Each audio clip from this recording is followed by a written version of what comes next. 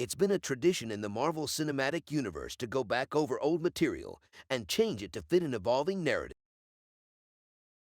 This may be the case with Spider-Man No Way Home as well. This film brought together Spider-Man property from various conversations and potentially introduced a plot hole for those who followed the Electro storyline in the Amazing Spider-Man 1. In Spider-Man No Way Home, Peter Parker appeals to Doctor Strange to make the world forget that he's secretly Spider-Man. Unfortunately, the spell goes wrong and past villains from Spider-Man films start appearing in this one. These incoming villains include Alfred Molina's Doc Ock, Willem Dafoe's Green Goblin, and Jamie Foxx's Electro.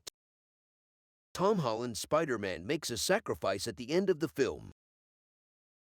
After some antics from Willem Dafoe's Green Goblin, more Spider-Man villains appear in the Marvel Cinematic Universe. More recently, the multiverse is cracking and the villains arriving here all seem to know Peter Parker as Spider-Man. That's what draws them into this universe they were never in before. You can stop them by making villains forget about Peter Parker with a spell by Doctor Strange. The spell also leaves Tom Holland's character on his own and stops the villains from entering the MCU. Fans have pointed out an Electro plot hole in the recent movie release, but the film may have a solution. It is shown that villains coming into contact with Spider-Man and discovering his true identity do so in the MCU. However, Jamie Dornan's Electro does not seem to make mention of this. However, according to a theory, the reason why Jamie Dornan's character enters the MCU is because of his encounter with Spider-Man in The Amazing Spider-Man 2. It is possible that Electro was in a power grid when he sensed the data.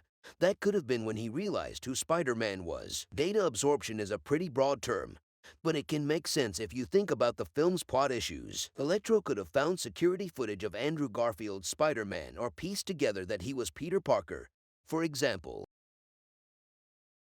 Spider-Man could have been zapped to the MCU during when he was aware of his identity. It's not a big jump. Electro wouldn't necessarily know who Spider-Man was in this universe, even if the film didn't intend for the data line to explain the plot hole. There are other options. In The Amazing Spider-Man 2, Emma Stone's Gwen Stacy calls Andrew Garfield Spider-Man by Peter during his fight with Electro, and Jamie Foxx's villain pops his eyes open shortly after she says Spider-Man's real name truthfully. Either solution works. Emma Stone's Gwen Stacy could help the AI analyze data about Electro to reveal their identity.